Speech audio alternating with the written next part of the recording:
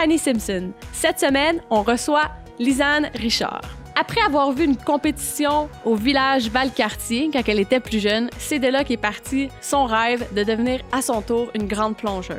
Dans cette entrevue, elle nous parle de son sport, le plongeon de haut niveau en haute altitude. Elle nous parle de sa collaboration avec Red Bull, des différentes compétitions auxquelles elle participera au cours de l'année, majoritairement en Europe, en Asie, de comment elle arrive à concilier sa vie de famille et de sa carrière comme athlète professionnelle, de l'importance de la visualisation dans les plongeons. Une entrevue qui nous fait réaliser que si on a un rêve ou un objectif précis, il n'y a pas grand-chose qui peut nous arrêter. Même décider de sauter en bas d'une tour de 20 ou 22 mètres. Merci beaucoup aux personnes qui ont pris le temps de nous mettre 5 étoiles sur iTunes. Ça nous aide beaucoup dans le référencement puis à nous faire connaître davantage. Pour le faire, c'est pas compliqué. Les liens sont dans la description. Alors, merci à l'avance. Vous pouvez toujours continuer à nous suivre sur les réseaux sociaux, Instagram, iTunes, YouTube, Facebook. Laissez-nous des commentaires. On aime vraiment ça vous entendre. Ça nous donne des bonnes idées. Puis aussi, n'hésitez pas à me donner des suggestions sur les prochains invités que vous aimeriez voir aux machines. Alors, bonne semaine et bienvenue aux machines. Ce podcast vous est présenté par l'équipe Tardif de Royal Lepage et l'équipe Stéphanie Simpson de Multiprêt Hypothèque. Pour tous vos besoins immobiliers, l'équipe Tardif et l'équipe Stéphanie Simpson, avec vous jusqu'au bout. Bonjour, bienvenue aux machines. Cette semaine, on est super emballé d'avoir Lisanne Richard avec nous parce que Lisanne, tu fais quelque chose qui est complètement en dehors de la zone de confort de bien du monde dans moi. Même de la mienne. Plongeuse de haut vol, c'est quelque chose. Moi, j'ai un malaise dans les hauteurs. Comme bien du monde, je pense. Puis quand je vois ça, je montrais ça à mes filles la semaine passée. Les gars, viens aux machines, cette fille-là, c'était comme wow. Fait que je suis fasciné par ton histoire, ton parcours. Ce que tu as partagé avec nous aussi, tu as une conférence qui parle de comment rebondir dans la vie. Est-ce que tu as eu des épreuves à travers, je pense, différentes choses que tu as faites dans le sport? En fait, cette conférence-là, c'est une demande spéciale de mon club de plongeon. Ils reçoivent une personnalité par année, puis c'est une façon d'avoir une levée de fonds. Puis elle s'appelle comme ça toutes les années. Fait que c'est pas mon titre à moi. Mais tu vas le partager quand même. Mais oui, c'est ça. Le titre de ma conférence en général, moi, c'est toujours plus haut. Fait que ça a rapport avec mon sport quand même. Mais c'est sûr qu'il a fallu rebondir de plein d'épreuves. Là, je pense que comme tout le monde, on vit toutes des difficultés, puis on se relève plus fort, puis on continue mieux armé pour la suite. Cool. Merci d'être là avec nous aujourd'hui. Merci. Je dis, on est super emballés. On partagera certaines vidéos de Lisanne sur notre page Facebook, mais wow. C'est quelque chose. Très impressionnant. Merci. Puis, comme je disais, avant que tu rentres devant la caméra, on parlait que moi, en fait, avant même que je te connaisse, qu'on se parle pour les machines, j'ai été allé me baigner à l'île Sainte-Hélène avec mes enfants, puis je t'avais vu monter sur la tour. C'est une tour qu'ils appellent ça? Oui, à l'île Sainte-Hélène, en fait, c'est une échelle de show qu'on a montée là, avec Yves Millard. Il y a une compagnie de spectacles de plongeon, lui, qui roule un peu partout dans le monde. C'est Millard Entertainment. Fait qu'on a pris une échelle comme de spectacle parce que c'est ce qui se monte le plus rapidement, qui est plus léger à transporter. Puis on a mis une petite plateforme. En fait, au Parc Jean-Drapeau, tout à l'heure, je pensais qu'on parlait du stade olympique, mais au Parc Jean-Drapeau, on a 22 mètres de hauteur. Okay. Puis un des défis là-bas, c'est la grandeur de la plateforme. Là, c'est vraiment petit comme une feuille de papier. C'est ce que je voulais. Oui, c'est mes pieds fit là, mais ils dépassent un petit peu. Wow! Mais c'est génial que le Parc Jean-Drapeau ait accepté cette idée-là là, que je leur ai apportée. Puis c'est une super belle collaboration. On va remonter une échelle à nouveau cet été. Puis c'est super le fun d'être en contact direct avec le public parce que des fois, je m'entraîne pendant que les autres bassins sont ouverts puis il y a des gens. Fait que c'est de la belle visibilité pour mon sport aussi. Puis pour moi, c'est de l'entraînement à l'extérieur en plus avec le soleil qui est quelque chose avec quoi je dois composer en compétition. Mais en entraînement au quotidien durant l'année, j'étais à l'intérieur. Fait que c'est sûr que c'est une difficulté supplémentaire quand j'ai le soleil, le vent, des contraintes comme ça. Fait qu'au Parc Jean-Drapeau, c'est génial parce que c'est quand même ce que j'ai vécu de plus similaire à la situation de compétition. En tout cas, c'était impressionnant de voir ça. Je n'étais jamais en contact vraiment avec du plongeon de haut vol, mais quand tu es avec tes enfants puis tu regardes ça, tu dis, cette fille-là monte là, puis elle va faire ça. Chapeau pour ça. Puis chapeau aussi de partager ça avec le public, parce que le monde, comme tu dis, sont dans le bassin avec leurs enfants, puis ils voient ça, ça montre aux enfants aussi d'autres choses. C'est oui. pas mal intéressant. Pour les gens qui ne te connaissent pas, parle-nous un petit peu de toi, c'est-à-dire. En fait, moi, en ce moment, je fais du plongeon de haut vol sur le circuit de compétition international. Il y a les compétitions avec Red Bull Cliff Diving. Puis, je suis aussi analyste spécialiste pour les émissions diffusées à TVA Sport. Fait que s'il y en a qui se demandent, ma face a l'air de quoi? Regardez TVA Sport, vous allez voir. Puis, à part ça, je fais également les compétitions de plongeon de haut vol de la FINA. Donc, il y a les Coupes du monde, puis les championnats du monde. Puis je me classe super bien. Là, j'ai 4 victoires à l'international, puis de multiples podiums. Puis à part ça, je fais des conférences. Je suis maman. Je suis une ancienne artiste du Cirque du Soleil. Puis j'ai étudié à l'École nationale de cirque. Puis j'ai travaillé pour différentes compagnies de cirque, mais entre autres le Cirque du Soleil. Je le nomme tout le temps parce que c'est lui que le monde veut l'entendre. Ouais. Mais c'est aussi là où j'ai travaillé le plus en cirque. Là. Fait que c'est pas mal ça, là. C'est venu quand l'idée de dire moi je vais monter c'est 24 mètres le plus haut puis je vais plonger puis ça va être ça mon sport. En fait quand j'étais plus jeune je pratiquais le plongeon, mais en plus le plongeon c'est arrivé dans ma vie vraiment par accident là, parce que mes parents ils voulaient m'inscrire en natation, on avait une piscine chez nous puis c'était intelligent comme réflexion. Ils voulaient tout qu'on soit sauveteur. Comme ça allait être super sécuritaire. Puis finalement, dans mon groupe d'âge, j'avais plus de place. On restait à Alma à l'époque. Puis là, la table d'à côté... c'est là l'accent. Oui. Mais pourtant, maintenant, là, de mon vécu, ça fait plus longtemps que j'étais à Montréal qu'au Saguenay. Mais non, c'est ça. Puis mon cœur est encore au Saguenay-Lac-Saint-Jean. Mais c'est ça, fait qu'ils m'ont inscrit au plongeon à la place. T'sais. Ils se sont dit, on voulait la pitcher dans la piscine. Puis ils pensaient que la session d'après, j'irais faire de la natation. Mais là, j'ai trippé sur le plongeon. Puis j'ai continué quand même assez, étant enfant. Même que j'étais allée faire le sport-études à Québec, même si ma famille était encore au Saguenay-Lac-Saint-Jean. Là, quand j'étais rendue à aller au secondaire, on avait déménagé à Arvida. Puis moi, j'ai fait mes démarches puis tout ça parce que je voulais pousser puis aller faire sport-études. Fait que secondaire 1, 2, 3, je suis partie loin de ma famille pour apprendre davantage sur le plongeon. Puis après, j'ai eu un problème avec mes oreilles, puis j'ai cessé de plonger, mais j'ai commencé à faire de l'impro, puis là, ça m'a attiré plus vers les arts de la scène puis le cirque. Mais quand je plongeais, quand j'étais plus jeune, puis que j'étais à Québec, j'étais allée au village vacances Valcartier, puis j'ai vu un spectacle de plongeon de haut vol, puis c'est là où j'ai su que j'allais faire ça, là, mais c'est bizarre quand même, parce que c'était comme une certitude, là. C'était pas, je vais peut-être faire ça, je rêve de faire ça, comment je peux faire pour faire ça? C'était, je vais faire ça. Je sais pas exactement quand puis comment, mais ça va arriver. Fait que après quelques années de cirque, là, le circuit de compétition s'est développé là, à l'international avec Red Bull Cliff Diving. Fait que là, ça a attiré mon intérêt davantage. Puis j'ai décidé que je recommençais à m'entraîner en plongeon là, dans le but de faire ça. Puis ça a été rough, mais ça s'est bien passé. Puis là, je suis vraiment contente de vivre ça, là, puis que c'est pas mal mon défi ces temps-ci, là. Quand tu dis ça a été rough, dans quel sens ça a été rough? Parce que moi, finalement, j'avais arrêté de faire des cours de plongeon pendant 20 ans avant de faire « Ah, je m'en vais compétitionner avec ces filles-là! » C'est long, 20 ans. Et puis, 20 ans, puis en plus, quand j'ai recommencé à vouloir m'entraîner en plongeon, j'avais comme perdu un peu du peu de technique que j'avais eu il y a 20 ans. Mais en plus, le sport a tellement évolué. Fait que moi, ce que je me souvenais, c'était pas tout ça, là, parce que le plongeon, c'est un sport en pleine progression, là, comme plusieurs sports, là, mais les choses sont plus expliquées de la même façon. Les techniques de départ, il y a même plein de nouveaux plongeons là, qui n'existaient pas du tout dans mes années de plongeon.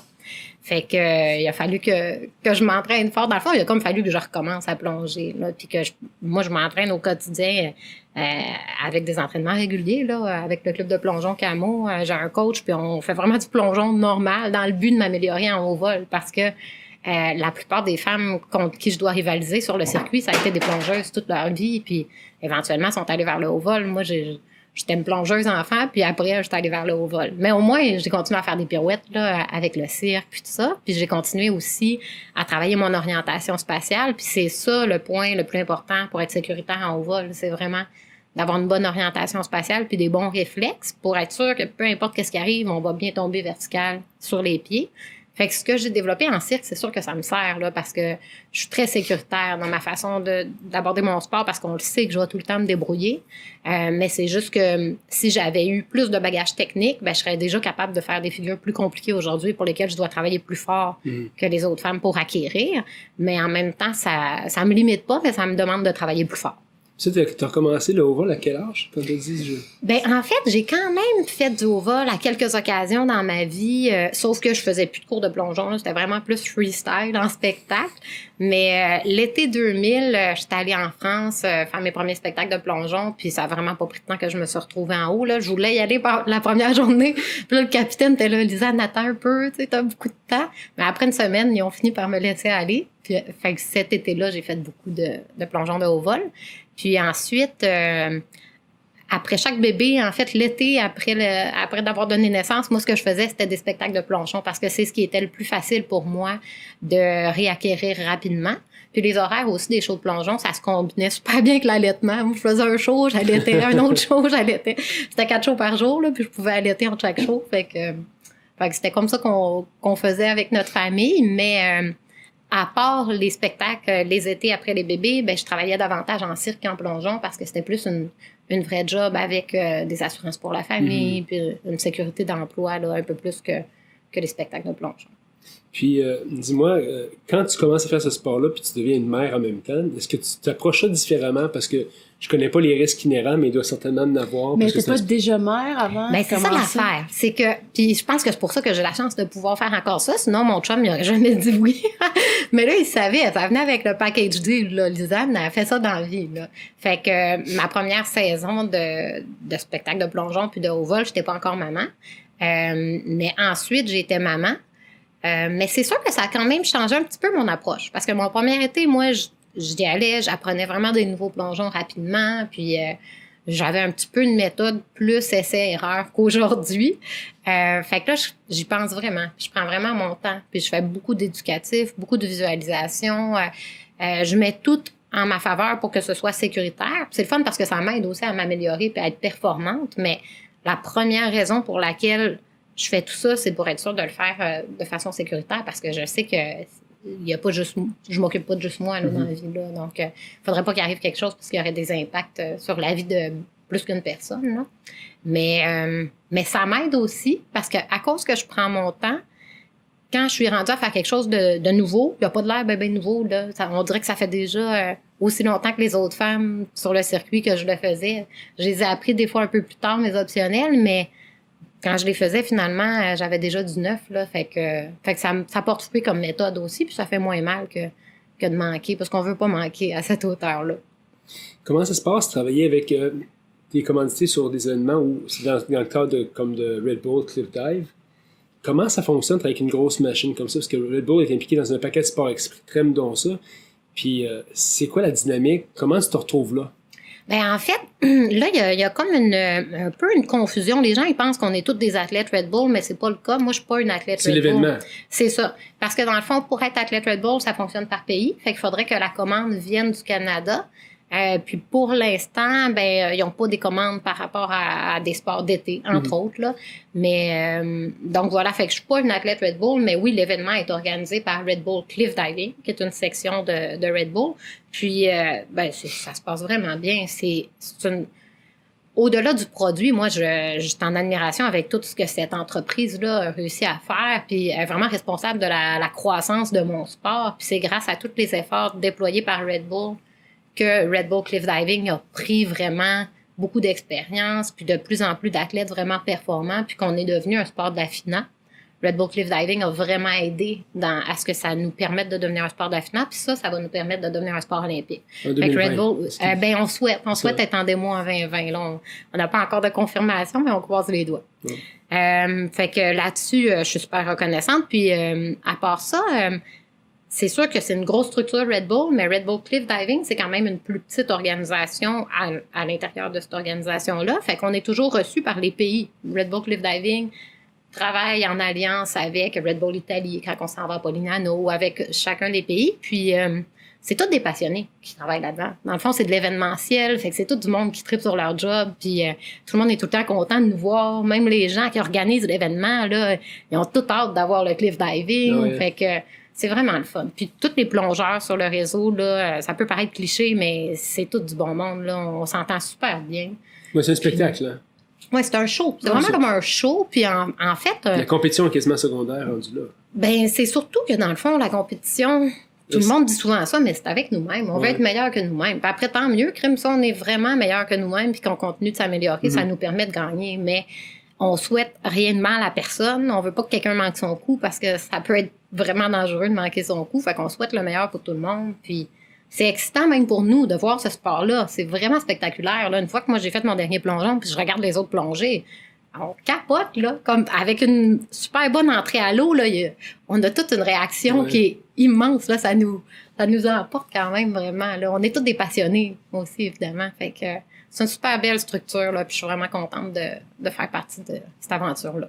Puis comment ces endroits-là sont des endroits assez impressionnants? Je pense qu'il y avait des ponts, je pense que j'ai vu un pont, Bosnie. En Bosnie, il y avait des cliffs.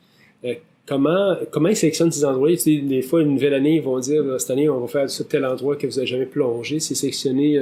C'est-tu sais d'avance où tu vas aller plonger? Quelques mois avant le début de la saison, on reçoit le calendrier officiel de la saison. Là, ça fait pas longtemps que ça a sorti. Ça a sorti la semaine dernière, le calendrier de cette année. Puis là, on a 3 nouveaux endroits cette année sur le circuit. Ça, c'est vraiment le fun. On est tous énervés dans ce temps-là. Moi, j'aime ça. J'adore ça. C'est vraiment bien. Puis c'est le fun aussi de retourner où on est déjà allé. Mais c'est choisi. Il y a un processus assez compliqué, là. Il faut qu'il envoie du monde faire du repérage, ensuite des premiers essais. Des fois, il envoie des athlètes Red Bull faire les tests là-bas. Puis une fois qu'on pense que c'est bon, c'est une bonne... là, ça prend la collaboration du pays puis de la ville. Parce qu'il faut qu'on contourne plusieurs règles aussi pour avoir la chance de pratiquer notre sport. Fait que c'est pas toutes les villes qui sont d'accord nécessairement, mais ça prend aussi beaucoup d'argent. Les bonnes hauteurs aussi, j'imagine. C'est ça aussi. Oui, il faut que... Des fois, on part direct de la roche là, ou du pont ou quoi que ce soit, mais d'autres fois, il y a des plateformes installées. Mais il faut que des ingénieurs approuvent que oui, ça va être possible d'installer une plateforme à peu près à telle hauteur. Fait que ça prend beaucoup de contraintes, mais la première chose qui fait que Red Bull s'intéresse à un endroit, c'est le visuel. Parce que c'est un sport super visuel. Dans le fond, on fait ça pour... eux autres, ça leur permet de créer du visuel. Les photos sont magnifiques, les vidéos sont magnifiques. Fait que c'est vraiment ça là, qui détermine. C'est-tu assez beau? Moi, je croisais mes doigts pour qu'on aille à Montréal. J'ai envoyé plein de photos, mais pour l'instant, Montréal, c'est pas assez beau. Pourtant, c'est une belle ville, mais là, j'aimerais vraiment qu'on aille peut-être dans le fjord du Saguenay ou... en tout cas, je travaille fort. J'envoie des idées. Là, ça serait vraiment le fun d'avoir une compétition au pays. Là. C'est cool, ça. Comment qu'on se sent quand on est en haut à cette hauteur-là? Ça dépend à quand. Parce que il y a plein de phases émotives là-dedans. Mais juste monter, là. Ouais, quand on arrive là, la première fois que je vois la plateforme, je pogne tout le temps un petit rush de stress là, puis je me dis qu'est-ce que tu fais là? Quoi cette affaire là, voyons donc. Puis là, la première fois que je m'en vais en haut aussi, souvent j'y vais avant d'être échauffée, d'être prête à plonger, puis c'est là que j'ai peur. Puis c'est correct. Je veux dire, c'est parce que je suis intelligente que j'ai peur dans le fond. C'est sûr qu'on n'est pas fait naturellement pour ça. Fait que ça prend une préparation. Fait que là, je me laisse avoir peur. Mais pas trop, là. Faut pas que ça prenne toute la place. Mais pendant quelques minutes, je laisse la place à la peur. Puis après, je m'en vais me préparer, m'échauffer, puis tout ça. Puis quand je retourne sur la plateforme, là, j'ai plus peur. Là, je suis assez calme, puis vraiment concentrée sur ce que j'ai à penser. Mais il y a tout le temps aussi une espèce de sentiment de gratitude. Là. Je prends le temps là, d'observer alentour, puis c'est tellement beau. Là. Juste avant de plonger, quand j'arrive sur la plateforme, je fais « wow, c'est beau », ça m'aide à me calmer aussi. Puis là, après, je suis focus sur ce que j'ai à penser. Puis si j'y retourne après la compétition, je me sens super bien parce que là, je sais que j'ai pas besoin de plonger. Fait que c'est juste, c'est plus léger. C'est ta routine un peu d'aller observer avant, de te mettre dans le minding. C'était peurant un peu au début, mais quand tu reviens, d'être prêt. Fait que c'est ça un peu ta routine quand tu vas aller préparer pour le plongeon? Puis ça aide aussi la visualisation parce qu'on en fait beaucoup tout au long de l'année, mais la visualisation, le week-end de compétition est vraiment plus précise parce qu'elle a les vraies circonstances là, visuelles. Là, elle a tous les éléments alentour. Fait que avant de faire mes premiers plongeons, j'ai besoin d'aller voir pour concrétiser ma visualisation, là, faire du fine-tuning un peu là-dedans. Puis là, même après mes premiers plongeons, parce qu'on a une journée d'entraînement avant les 2 journées de compétition, là, je fais de la visualisation encore avec tout le feeling dans les airs, le visuel exact dans les airs que je sais pas avant d'avoir fait le mouvement. Là, je me doute de savoir de l'air de quoi, mais des fois, tout à coup, tu peux faire crime. Il y a telle affaire dans mon champ de vision que j'avais pas remarqué, mais c'est là que je regarde finalement dans la fin. Fait que tout ça, ça précise le tout. Puis la visualisation, elle me rend plus en confiance aussi. Fait que, une fois que je l'ai fait 100 fois dans ma tête, je me dis, ça va bien se passer dans mon corps. Parce que ma tête, elle sait quoi faire. Wow. On parlait souvent du vent, du soleil, parce que ce que je disais, c'est que les vitesses que tu vas prendre, c'est 80 km/h environ en descente.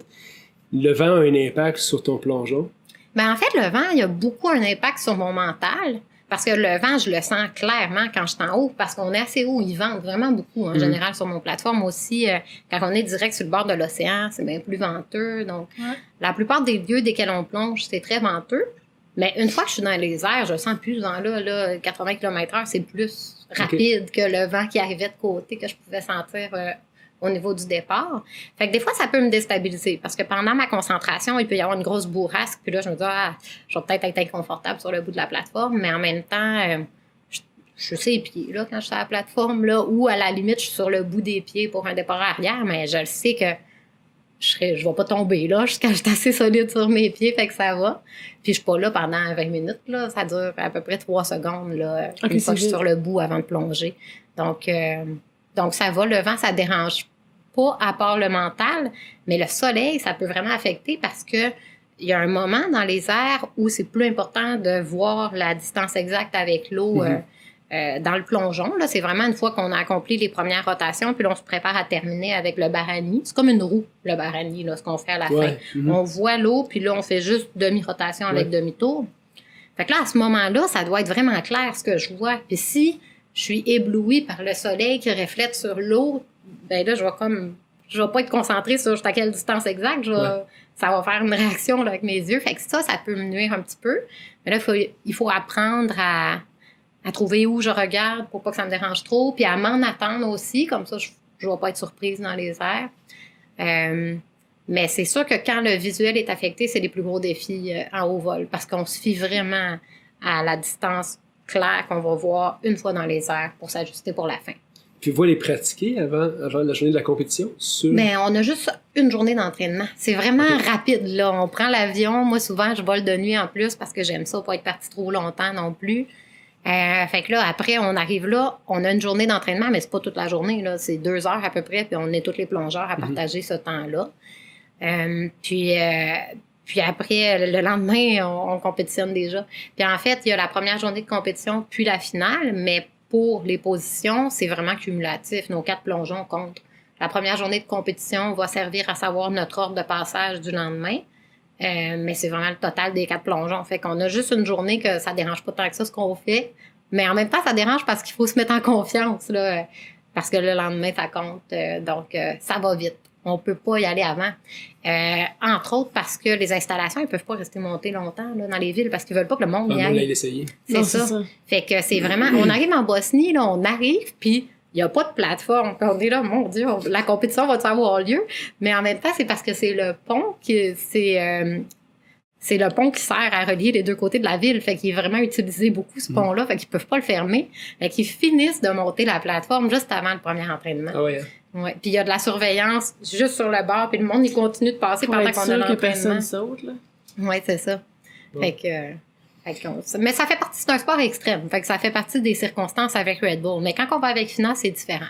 On a plus de jours d'entraînement. C'est des vraies grosses plateformes. On a accès à différentes hauteurs avant de se rendre en haut vol. Quand tu vas avec Red Bull, t'es sec, là, puis tu te fausses à 22 mètres. C'est comme, je peux te toucher l'eau avec mon orteil avant? Non. Mais c'est ça, avec FINA, on a le temps, un petit peu plus de jours d'entraînement également. C'est un petit peu plus similaire aux compétitions de plongeon lorsqu'on est avec la FINA. Je pensais à ça, je regardais des pilotes automobiles qui disaient qu'ils voyaient souvent au ralenti leur course. Ouais. Je pensais à toi, j'ai dit, c'est-tu la même chose? Parce qu'un plongeon se passe très vite. Je sais pas, la descente dure combien de temps? Ouais, 3 secondes. 3 secondes la descente, c'est ça. Comment ça se passe dans ta tête? Est-ce que tu as le temps de bien visualiser, pas visualiser, mais d'exécuter ce que tu fais de manière confortable, même si c'est très rapide? Je te dirais que ça dépend des plongeons. Il y a des plongeons où on est vraiment plus occupé dans les airs que d'autres, mais quand même, avec l'expérience, puis avec avoir fait beaucoup de visualisation, maintenant, je suis capable d'avoir un feeling de ralenti dans les airs. Puis là, je sens que c'est bien plus sécuritaire depuis ce temps-là parce que je suis en contrôle. Je suis au courant de tout ce qui se passe. Ça me donne un temps de réaction, mais dans le fond, c'est mon temps de réaction qui devient plus rapide à cause de l'expérience, mais je suis sûre que je vais être capable de m'organiser, là. Fait que, puis c'est plus le fun aussi, parce qu'on fait ça parce qu'on aime ça. Fait que si ça peut durer un peu plus longtemps, tant mieux. Mais ça, c'est avec l'expérience. Les premiers plongeons de haut vol que j'ai faits, là, je me rappelais, on pouvait me dire une erreur que j'avais faite, là, puis je m'en étais même pas rendu compte. Là, maintenant, je suis beaucoup plus consciente de tout, là. Des fois, je dis à mon coach, hey, j'étais à pleine face, puis il dit, voyons donc, c'était juste une petite ligne, c'était bien correct. Comme ma perception de qu'est-ce qui se passe dans les airs, puis mon analyse de mes plongeons, je suis plus sensible à plein de détails, là. Fait que ça m'aide à m'améliorer aussi, ça m'aide à me coacher moi-même. En compétition, j'ai pas tout le temps un entraîneur avec moi. En fait, j'ai pas souvent un entraîneur avec moi-même. Fait que c'est bon que j'ai une bonne conscience aussi pour pouvoir m'améliorer et puis appliquer les correctifs. Puis comment tu fais pour en arriver là? C'est-tu à force de plonger ou tu mets d'autres choses en pratique dans ta vie pour faire en sorte que tu es beaucoup plus calme, focus lorsque tu exécutes un plongeon? Bien, je pense qu'il y a un changement majeur depuis que j'ai commencé à méditer. Sérieusement, en fait, moi, je me suis blessée. En 2017, j'ai pas pu faire la saison. Je me suis blessée, mais c'est pas un accident de plongeon, mais c'est de l'usure que j'avais dans mon cou, puis c'était une blessure vraiment sévère. Là, tout à coup, je pouvais plus bouger le bras. Fait que là, j'ai pas pu faire la saison. Mais j'ai appris plein d'affaires cette année-là. Puis j'ai commencé à méditer parce que c'était une situation assez difficile pour moi. Fait que la méditation, ça m'a aidé beaucoup à évoluer là-dedans. Puis après, quand je suis retournée plonger, même si ça faisait super longtemps que je m'étais pas entraînée puis que j'avais pas eu la chance de performer, c'était différent dans les airs. Puis mon sentiment sur la plateforme aussi était différent. Fait qu'il y a un travail qui a été fait à ce niveau-là. Mais il y a également de l'avoir fait souvent parce que ça se passe tellement vite que si tu le fais souvent, tu es capable finalement de reconnaître les choses, comme un chemin, là, comme quand on marche puis on va à quelque part pour la première fois, des fois on se perd, comme moi matin. Mais je suis sûre que si je reviens, je vais devenir bonne. Ça va me paraître au ralenti. Non, mais c'est ça. À force de le faire, on s'habitue. Puis à force de visualiser, c'est sûr que ça aide parce que pour moi, la visualisation, c'est un super bon outil parce que ça me donne des répétitions de plus. Puis je suis dans un sport où... Tu peux pas en faire c'est ça. Un des gros défis, c'est qu'on a peu de quantité de répétitions possibles. Puis plus on vieillit, comme moi, j'ai 37 ans, là, depuis 20 ans, là, fait que faut vraiment que je calcule combien j'en fais des high dive par entraînement, puis par compétition, puis y a-t-il une compétition tout de suite après? Ah ben là, faut que j'en fasse moins. Fait qu'on est tout le temps rendu à être obligé de doser pour être sûr que je demeure en bonne forme. Fait que là, on est sur la qualité, là, vraiment plus que sur la quantité, là. Fait que la visualisation, ça me permet de padder un petit peu au niveau de ce que j'aimerais avoir de plus en quantité. Puis la méditation, c'est une pratique quotidienne que tu fais de ça? Ben, je l'essaie. Mais des fois, ça va vite, là, avec 3 enfants, là. Puis là, des fois, je me rends compte, mais j'ai de la misère, là, tu sais, je pogne les nerfs plus facilement que toi. Hey, j'ai pas médité aujourd'hui. ça me rattrape quand je le fais pas.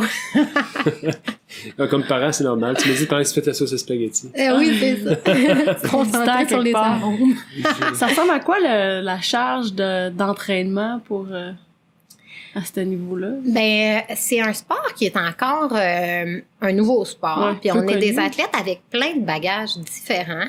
Fait qu'il y a comme pas un mode d'emploi si tu veux être un bon plongeur de haut vol. Là. Puis il faut vraiment... C'est un sport qui est très personnel aussi. C'est sûr que j'ai plein d'alliés, là, puis ça m'aide énormément. Je vais en parler dans les différentes choses que j'ai dans ma semaine, là. Mais... c'est ça, on a besoin d'un programme qui est spécifique à nous. C'est quoi nos forces, c'est quoi nos faiblesses, c'est quoi qu'on a besoin. Moi, c'est sûr que ça représente une grande partie de ma vie. Là. Ma priorité, c'est ma famille, mais tout de suite après, c'est le plongeon de haut vol. Sauf que du plongeon de haut vol, là, vraiment, au stade olympique, j'ai accès à une plateforme à 17 mètres qu'on a fait installer dans l'anneau de sécurité au-dessus du bassin de plongeon. C'est vraiment génial d'avoir cet accès-là. Puis c'est une belle collaboration qu'on a développée avec le stade pour ça. Mais je vais pas souvent, là. Comme dans la grosse saison d'entraînement, j'y vais peut-être une fois par semaine pour 3 plongeons à la fois. Puis cette grosse saison d'entraînement-là dure vraiment pas longtemps parce qu'on a besoin d'une pause, pas de haut vol après la saison de compétition. Puis après, pendant la saison de compétition, on peut pas en faire trop entre les compétitions parce qu'il faut avoir toute l'énergie puis diminuer le nombre d'impacts pour garder les impacts pour en compétition. Fait que du haut vol, là, j'en fais pas beaucoup de secondes par année. Là. En plus, c'est 3 secondes chaque. En compétition, je m'en vais pour 4 secondes. Dans le fond, je fais 4 fois 3 secondes. Mais je fais quand même beaucoup de plongeons ordinaire pour continuer d'améliorer ma technique, mes départs. Puis en plongeon habituel aussi, on divise mes figures de haut vol en différentes étapes. Fait qu'on fait chacune des étapes. On fait une partie qui représente vraiment le départ. Des fois, on sera un petit peu plus loin dans le mouvement pour que ça représente le départ puis la continuité.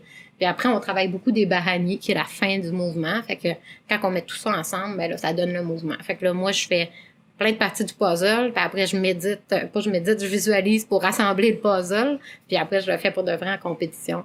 Également, au 17 mètres au stade, c'est plus bas que la hauteur réelle de compétition, fait que j'ai pas la chance de faire mes plongeons compliqués. Même chose au parc Jean-Drapeau, étant donné que la plateforme de départ est tout petite, j'ai pas la chance de faire des cercles de bras ou de prendre une marche d'élan. Fait que là non plus, je peux pas faire mes plongeons compliqués. Fait que même quand je fais du haut vol en entraînement, c'est pas la vraie affaire. Parce qu'il n'y a pas de marche d'élan quand tu es sur elle a dit que c'était comme... c'est ça. C'est ça. Fait que c'est pas la vraie affaire, mais les bases, c'est vraiment bien pour pouvoir pratiquer les bases puis pour pouvoir pratiquer les entrées à l'eau. Mais c'est juste en compétition que je fais les vraies figures. Mais à part le plongeon, je fais du eccentrics. Ça m'aide vraiment beaucoup. C'est quoi ça? C'est difficile à définir, mais ça a débuté à Montréal. La plupart des entraîneurs, c'est des gens qui ont un bagage en ballet. Ma coach, c'est Maude Desjardins, elle est géniale. Elle a fait de la danse toute sa vie. Puis maintenant, elle fait du eccentrics. Puis des fois, elle dit le monde compare ça au yoga, mais elle aime moins ça quand c'est comparé au yoga. Elle dirait plus comme tai chi.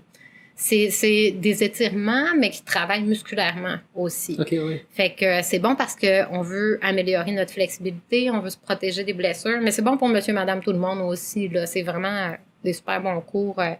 Elle travaille avec différents sportifs de haut niveau, comme en trampoline aussi. Elle a déjà travaillé avec les Canadiens aussi. Vraiment différents sportifs pour pallier aussi. Des fois, on a des déséquilibres là, dans notre corps, étant donné qu'on est trop spécialisé dans une discipline. Et avec monsieur, madame, tout le monde aussi pour aider à être en bonne condition physique, une bonne posture, des choses comme ça. Ça, j'en fais beaucoup. Moi, ça m'aide énormément. Ça m'a aidé à me relever de ma blessure également.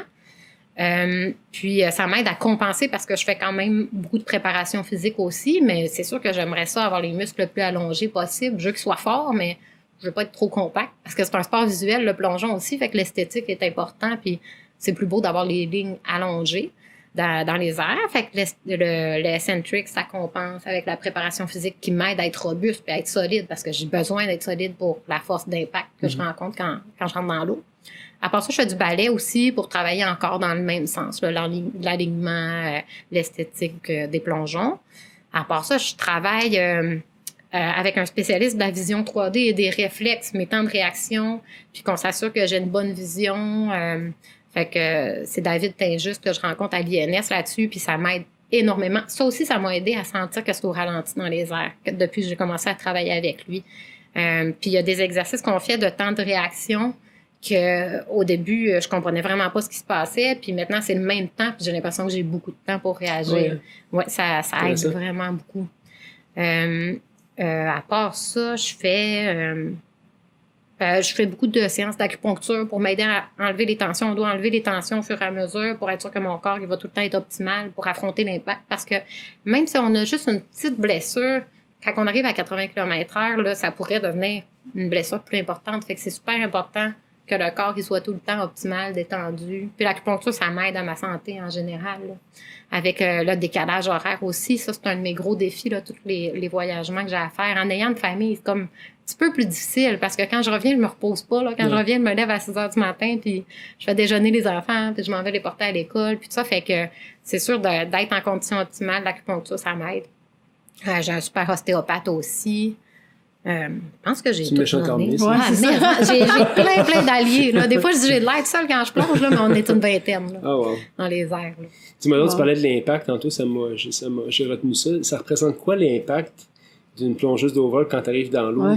Visuellement, comment les gens peuvent imaginer ça? Ce qui est le plus difficile, on cite tout le temps la vitesse, parce que c'est vrai que c'est impressionnant d'atteindre une telle vitesse, mais ce qui est le plus difficile pour le corps, c'est on arrive tellement vite, puis on perd notre vitesse tellement vite, ça prend une seconde, puis on bouge plus. Donc, il y a l'impact. L'eau, elle nous semble vraiment dure comme du béton quand on arrive, là, étant donné qu'on arrive rapidement. Puis ensuite, justement, en 1 seconde et demie à peu près, là, on a déjà atteint notre profondeur dans l'eau puis on bouge plus. Fait que c'est ça qui est difficile à prendre pour le corps. Mais Découverte a déjà fait une super belle émission. Je suis sûre qu'on peut trouver en ligne. Ils étaient venus me filmer à l'entraînement puis ils ont sorti vraiment des données scientifiques à tel poids, une charge de telle force quand tu touches à l'eau. Puis... fait qu'eux autres, là, ils ont super bien répondu. Fait que je dirais pas n'importe quoi. Je tu vas nous trouver ça. Ouais. Ouais, intéressant. C'est quoi les risques inhérents à vous plongez toujours pied premier comme ça à l'eau? À partir de quelle hauteur les gens vont plonger pied premier au lieu de la tête?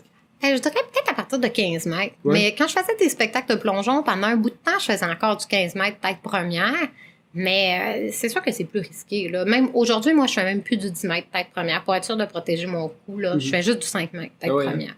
Parce que je veux, dans le fond, je veux être sûr de demeurer performante dans mon sport le plus longtemps possible. Fait que il faut qu'on trouve qu'est-ce qui est vraiment important pour moi, puis qu'on mise là-dessus, puis qu'est-ce qui m'aide à m'améliorer, puis qui me fait pas perdre de temps. Parce que si j'ai un petit peu mal au cou, ben là, je vais perdre du temps d'entraînement précieux. Mais, par exemple, à la Quebrada, au Mexique, ils font de génération en génération, de père en fils, là, puis ils passent le chapeau après. Ouais. Les autres, ils plongent par la tête d'une vingtaine de mètres. Gang de fous. Ouais. Puis ils font ça également en Bosnie, l'endroit où on a fait la compétition.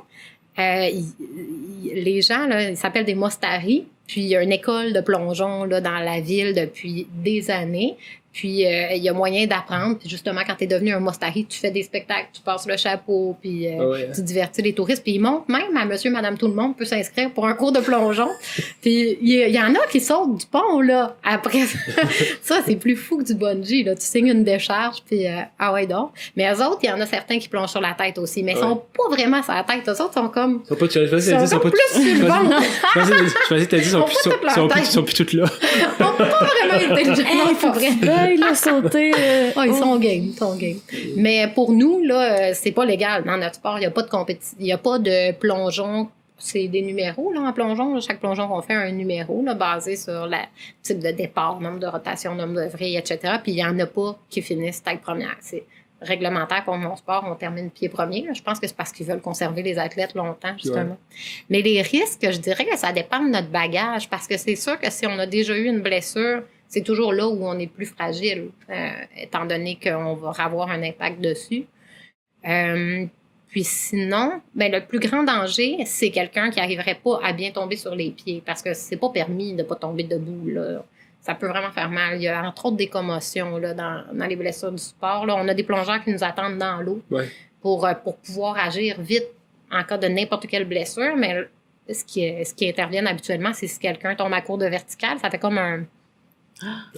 Oui, c'est ça. Fait que ça fait perdre connaissance. Fait que là, il faut que les autres ils sortent de l'eau parce que ça va pas bien vous manger. Tu as déjà vu ça en compétition? J'en ai vu quand même pas mal, mais c'est surtout chez les hommes. Les hommes plongent de plus haut que les femmes. C'est quelle hauteur, les hommes? Les hommes, ils sont jusqu'à 27 mètres. 27. Okay. Ils ont déjà fait 28 aussi, mais là, ils ont comme réalisé à un moment donné, 1 mètre de plus, ça paraît pas nécessairement, puis ça fait vraiment une grande différence au niveau de la vitesse parce que chaque mètre supplémentaire, il arrive plus vite. Puis aussi, chez les hommes, la compétition existe depuis plus longtemps. Ça a commencé en 2009 chez les hommes, puis en 2013 chez les femmes. Fait qu'il y a beaucoup plus de compétition, puis le calibre est plus élevé au niveau de la difficulté des figures qu'ils font, parce qu'ils ont plus de temps dans les airs, entre autres, mais ils sont très forts techniquement aussi, les hommes, dans le sport. Fait que le risque est encore plus grand. Puis ça arrive souvent à des nouveaux plongeurs qui veulent joindre le circuit puis qui sautent des étapes puis qui vont un petit peu trop rapidement à des figures très complexes là, parce que techniquement, ils ont la capacité de le faire, mais ça prend beaucoup d'expérience avant d'ajouter des saltos là, pour être sûr qu'on va tomber debout là, parce c'est ça, on doit presque être complètement vertical. Les fesses un petit peu sorties, là, on va trouver ça vraiment plate dans l'avion en revenant, là, le coccyx, là, ou juste un peu à court de vertical, ça peut nous faire perdre connaissance. Ou les mains, on doit se les tenir vraiment solides à l'entrée à l'eau, même si on rentre pied premier, pour pas que le bras parte. Ah oui, hein? Fait que, mais il y en a qui décident d'arriver avec les mains sur le côté, mais c'est vraiment... risquant quand même. Oui, c'est ça. Chacun trouve sa propre technique. Il y a encore beaucoup de liberté dans le sport, comme c'est un sport qui se développe là, rapidement. Mais les blessures sont super variées, là, ça, c'est sûr. Je me suis toujours demandé, parce qu'ils font ça comme justement à Valcartier, c'est pas très profond, là. Ouais. Jusqu'à combien de... Ben, le plus dangereux en spectacle, c'est la profondeur de l'eau. C'est Nous, ça. on est chanceux en compétition, on a 5 mètres minimum, on pense pas au fond, on touchera pas au fond. Puis ça donne bien parce que pour faire les plus belles entrées possibles, c'est un des critères d'évaluation de la part des juges dans notre sport. C'est la même chose que plongeon. Ils jugent notre départ, ils jugent l'esthétique, la qualité des positions dans les airs, la verticale, puis l'entrée à l'eau sans éclaboussure. C'est vraiment le but, c'est de pas faire d'eau. Mais quand on fait pas d'eau, on va super profond. Fait qu'en spectacle, le plus grand danger, en spectacle, on fait des manœuvres plus faciles la plupart du temps, mais le plus grand danger, il est en dessous de l'eau parce qu'on a juste 3 mètres ou un petit peu moins même des fois pour changer la trajectoire. Fait que finalement, on n'est pas capable d'arrêter en 3 mètres, mais on peut avancer les pieds vers l'avant, faire comme un genre de carpé, comme une banane, mais pas en arqué, là, ça ferait vraiment mal, là, vers l'avant. Comme ça fait qu'au lieu d'avoir toute la vitesse vers en bas, on va s'en aller un petit peu par en avant, puis on va perdre de la vitesse parce qu'on a changé la trajectoire, fait que ça a créé de la friction, là. Mais C'est quand même des détails. ouais, c'est ça. c'est vraiment ça. Puis en spectacle, tout le monde est super impressionné de voir la personne haute, mais nous, non, c'est quand dans on l'eau. plonge, c'est ça qui nous stresse le plus. Ah ouais. Puis c'est pour ça que l'animateur, il dit tout le temps, on va attendre de voir si le plongeur est correct. Tu sais, tout le monde, là, il est correct, il l'a fait son plongeon. On va attendre qu'il sorte de l'eau, c'est là qu'on sait s'il est correct, parce que il peut avoir fait un plongeon parfait, mais avoir cogné le fond de la piscine, puis ça va être déchiré de genoux, là. Fait que... Ouais. Fait que c'est plus dangereux en spectacle. Moi, ça me stresse plus en spectacle maintenant. Des fois, je fais encore des spectacles, là, comme je suis ambassadrice pour le Grand Défi Pierre Lavoie. Puis on fait un spectacle à la Grande Récompense, mais je suis plus nerveuse qu'avant, surtout parce que là, j'ai vraiment travaillé la qualité de mes entrées à l'eau pour bien performer sur le circuit de compétition. Fait que là, ça fait changement quand que, tout à coup, on me demande de changer la trajectoire Parce quand que j'en t'as demande. de la profondeur sur le circuit. C'est ça. Mais je me prépare bien quand je sais que je vais faire un spectacle puis ça se passe bien. Sauf que c'est une donnée qui m'énerve un petit peu plus C'est qu'avant. différent. Ouais. Wow. C'est vraiment fascinant. J'ai une question, j'ai essayé d'y penser. Je parle trop longtemps. Non, oui, il y a une question que j'avais qui m'intéressait. C'était, y a-t-il un endroit où t'as pas plongé, t'aimerais vraiment plonger? Ben, il faudrait On a qu'on dit au fasse de quoi au Québec, là, Ouais. vraiment, là. Puis justement, Saguenay. ouais, ça serait le fun, là. Moi, je suis native de Chicoutimi, mais Ça, avec un grandi au beluga, Saguenay. tu dis quoi? Ah ouais, donc, ça serait beau.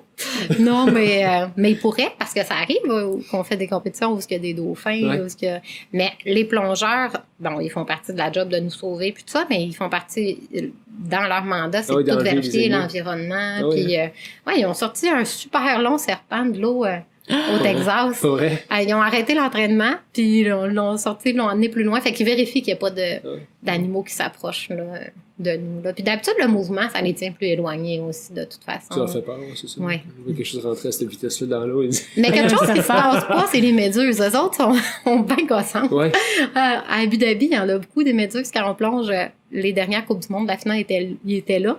Puis on peut se faire... Ben, c'est pas des grosses méduses dangereuses, Ça fait mais mal, ça te pareil. brûle quand même le bras quand tu nages. C'est drôle, Lola elle avait une fascination pour les Ouais, mes méduses filles, cette je semaine. pense à Martinique bientôt, puis Ouais. il y avait les méduses, puis c'était comme la grosse affaire. Il me demandait c'était comment on faisait pour ça, si ça nous arrivait. J'étais comme, tu veux pas le savoir, qu'est-ce qu'ils disent qu'il faut faire. Ouais. Faut juste essayer que ça t'arrive pas. Ouais, c'est ça.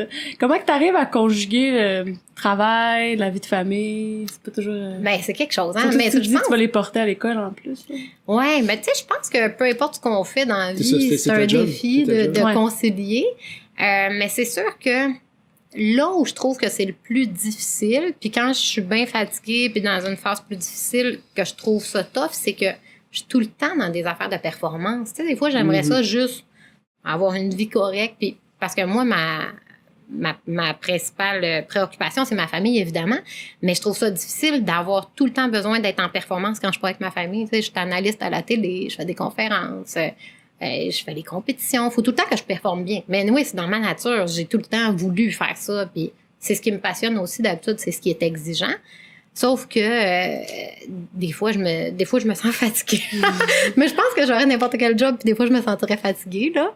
Avec 3 enfants, là, c'est sûr que c'est À ta demandant. retraite, tu fais des conférences sur l'art de rien faire. Ouais, c'est ça. C'est vrai. Mais Après la la compétition, méditation, ça rien m'aide aussi, là, à me reposer, c'est ça.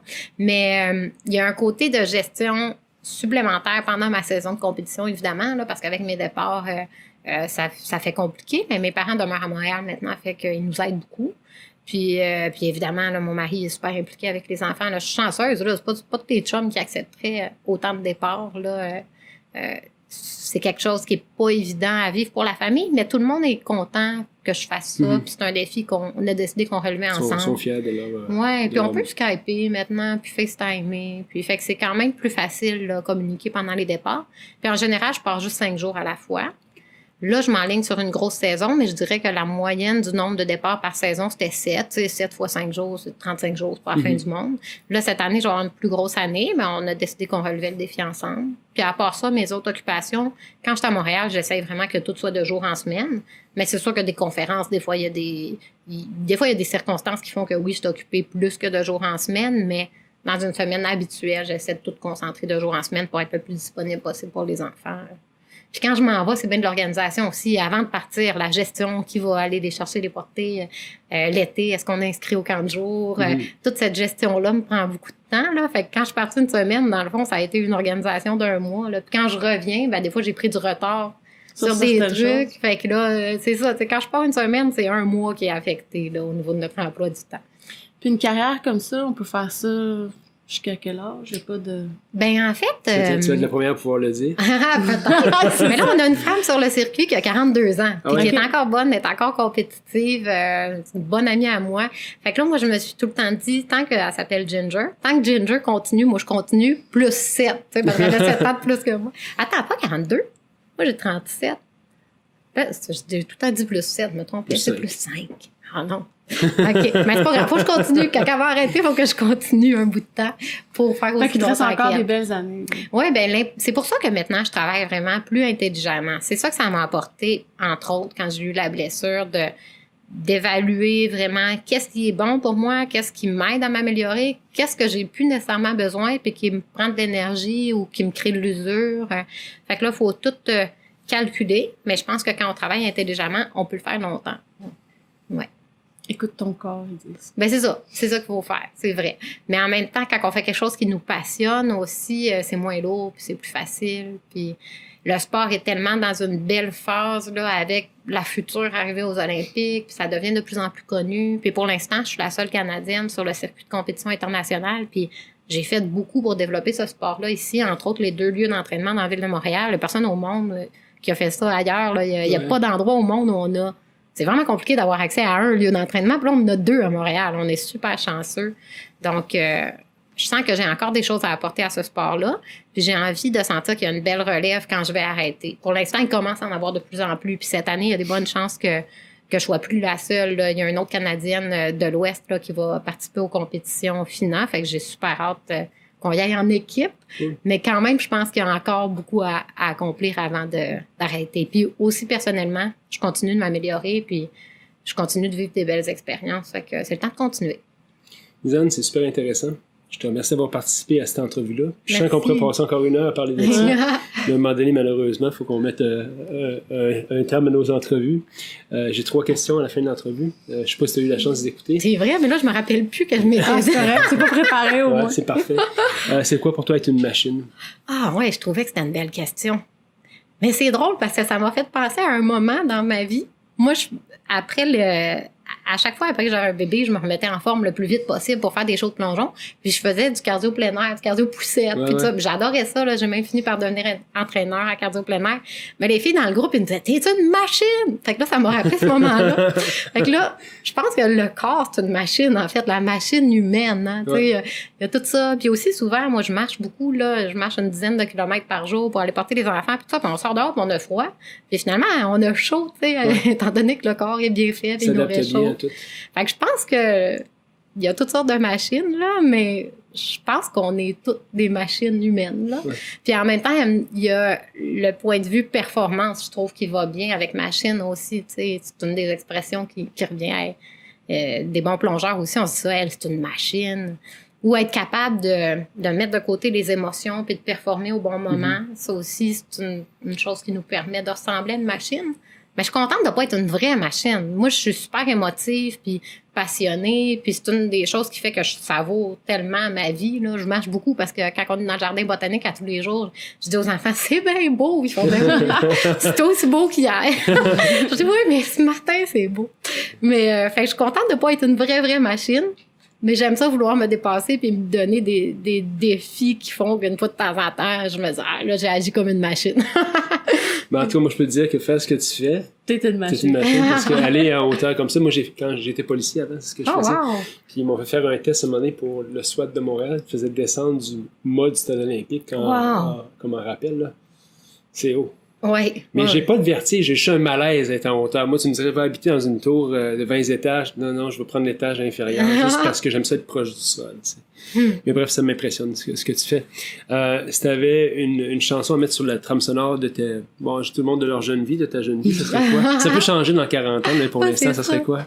Ben, il y a comme un gag qui revient dans ma vie, là, parce que sur mon Instagram, là, mes hashtags pendant un bout de temps, il y avait tout le temps fly dedans, là. Parce que moi, c'est ce qui me passionne dans mon sport le plus, là, quand j'ai l'impression de voler. Je crée du vent que je sens, c'est mon vent pendant que je descends. Puis, fait que, on pourrait dire fly, là, I just want to fly, là.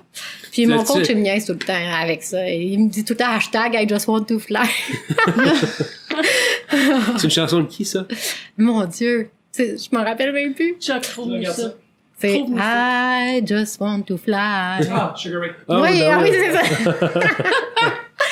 C'est Fly. C'est Fly. Fly de Sugar Ray. C'est ça. ça. Puis ça va aussi avec moi, je suis bien émotive dans la vie, puis je vis les affaires à 100%. Fait que j'ai l'impression que même avec mes feelings, je fly, là. J'ai pas besoin de drogue, moi. Je suis tout le temps high en feeling. Good. Si tu avais un livre à recommander au plus grand nombre de personnes possible pour les inspirer, qu'est-ce que ce serait? Oh mon Dieu, je sais pas. Mais en fait, je vous avoue que j'ai pas lu beaucoup dans les dernières années de ma vie. Pourtant, moi, je tripe sur le français. J'aime ça écrire beaucoup aussi, mais je suis vraiment occupée. Fait que la lecture, c'est quelque chose qui a été de côté, là, dans les dernières années. Même dans Mais l'avion? je pourrais, même dans l'avion, parce que j'essaie de dormir dans l'avion, ouais. en fait. Non, ça, Fait tu voles de nuit. ouais, puis je visualise, puis je travaille, je prépare mes conférences, des choses comme ça. Fait que va falloir que je me remette à lire. Ça va être la prochaine étape. Mais dans des livres d'enfants, il y en a un qu'on aime beaucoup, par exemple. C'est La courte échelle, c'est le carnaval des animaux. Parce que c'est vraiment cute, en fait. Les animaux, ils se déguisent pour aller à la fête, là. Mais tu sais, mettons, la tortue se déguise en rhinocéros. Là, tu la vois. Là, le rhinocéros se déguise tout en quelqu'un d'autre. Ouais. Fait que c'est un beau petit livre qu'on a lu, là, et relu à chacun des enfants. Ouais, cool. Fait que, si vous n'avez pas le temps de lire, là, c'est une phrase par page. Voilà. Belle illustration. J'ai ma plus jeune qui sait pas lire, mais elle fait semblant de savoir lire. Mais Elle oui. est vraiment bonne. Elle te raconte des Mais c'est histoires. parce qu'il y a tellement déjà lu L'histoire. qu'elle s'en rappelle, à la limite, des fois, c'est comme, hey, c'est quasiment qu'est-ce que t'écris. Ouais. Tu viens de le nom des personnages. C'était Ouais. comment elle s'appelle là? Clémentine, l'orange. Là, je suis dans l'auto. Tu me dis tout de suite par cœur. Là. Oui. Wow, ouais. Quel âge elle a? 6 ans puis 9 ans. Ouais. Puis Charles, il y a 5 ans. Oh, wow. Bravo. Merci infiniment. Bravo Merci. à toi pour tout ce que tu fais, d'inspirer les gens à la haute voltige. Dans la vie aussi, hein, parce qu'il faut croire en ses rêves. Je pense Ouais. que tu avais une vision, tu voulais faire ça, puis tu l'as accompli. Tu l'as accompli encore à 37 ans, ce qui est pas commun. Félicitations. Merci. Bonne semaine. Ce podcast vous a été présenté par l'équipe Tardif de Royal Lepage et l'équipe Stéphanie Simpson de Multiprêt Hypothèque. Pour tous vos besoins immobiliers, l'équipe Tardif et l'équipe Stéphanie Simpson, avec vous jusqu'au bout.